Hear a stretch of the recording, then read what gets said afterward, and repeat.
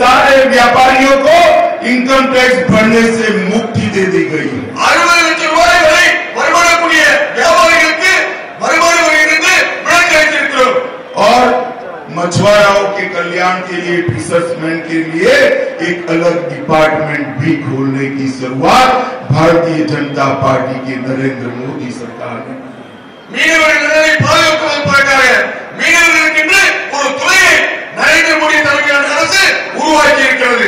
इसके अलावे मदुरई में एम्स के लिए 1200 करोड़, बोलते जाओ जल्दी से, மதுரையிலே எய்ம்ஸுக்காக 12,000 கோடி ரூபாய், नेशनल हाईवे के लिए 23,000 करोड़, தேசிய நெடுஞ்சாலைக்காக 23,000 கோடி ரூபாய், रेलवे के लिए 3,200 करोड़ 20,000 करोड़, ரயில்வே நிர்வாகத்துக்காக 20,000 கோடி ரூபாய், प्रधानमंत्री आवास योजना 3,600 करोड़, பிரதம மந்திரி வீட்டு வசதி வாரியத்துக்காக வீடு கட்டுவதற்காக 600, अमरूद योजना 33 सिटी 4,757 करोड़, 4,200 கோடி ரூபாய் அம்ருத் சிட்டிக்காக வழங்கப்பட்டிருக்கிறது.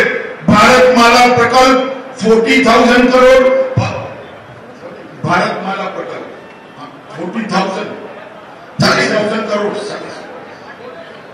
40,000 கோடி ரூபாய் பாரத் மாலா நிர்மாண திட்டத்திற்காக வழங்கப்பட்டிருக்கிறது.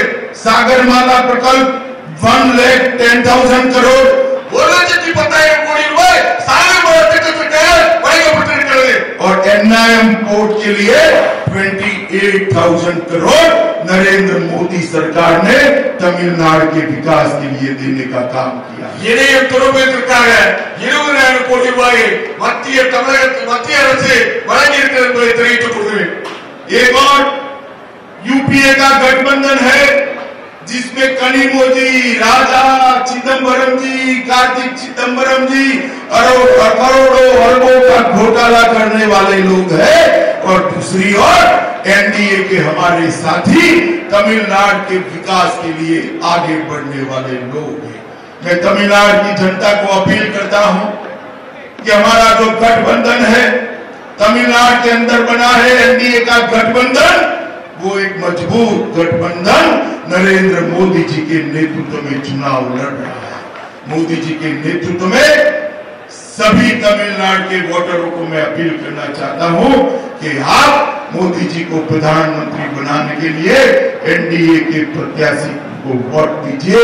सभी की सभी सीटों पर जो भी हमारा प्रत्याशी होगा, जिस पार्टी का प्रत्याशी होगा, उसको वोट दीजिए, और केंद्र के अंदर मोदी जी के नेतृत्व में एक मजबूत सरकार बनाइए।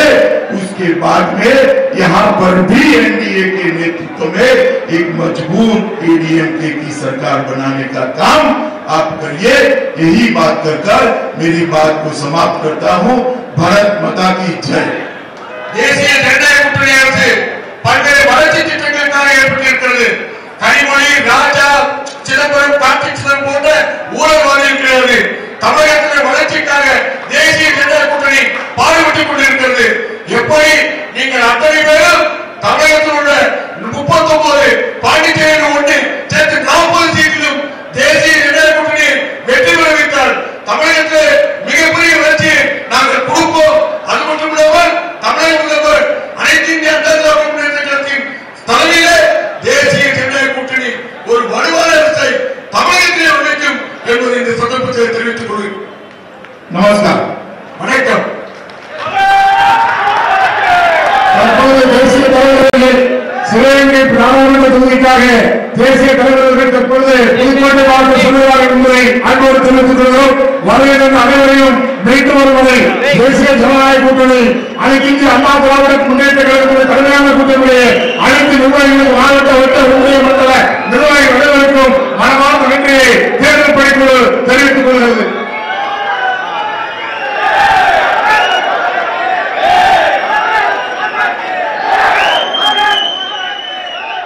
நாடாளுமன்ற தேர்தலை ஒட்டி தூத்துக்குடியில் பாஜக வேட்பாளர் தமிழிசை சவுந்தரராஜனை ஆதரித்து சங்கரபேரி பகுதியில் பிரச்சார பொதுக்கூட்டம் நடைபெற்றது. அதில் பாஜக தலைவர் அமித்ஷா கலந்து கொண்டு சிறப்புரையாற்றினார். அது மட்டுமல்லாது பாஜக கூட்டணி அதிமுக தலைமையில் கூட்டணியில் இருக்கக்கூடிய தலைவர்கள் அனைவரும் இந்த பிரச்சார மேடையில் கலந்து கொண்டிருந்தார்கள். இந்த பொதுக்கூட்ட மேடையில் கலந்து கொண்டிருந்தார்கள்.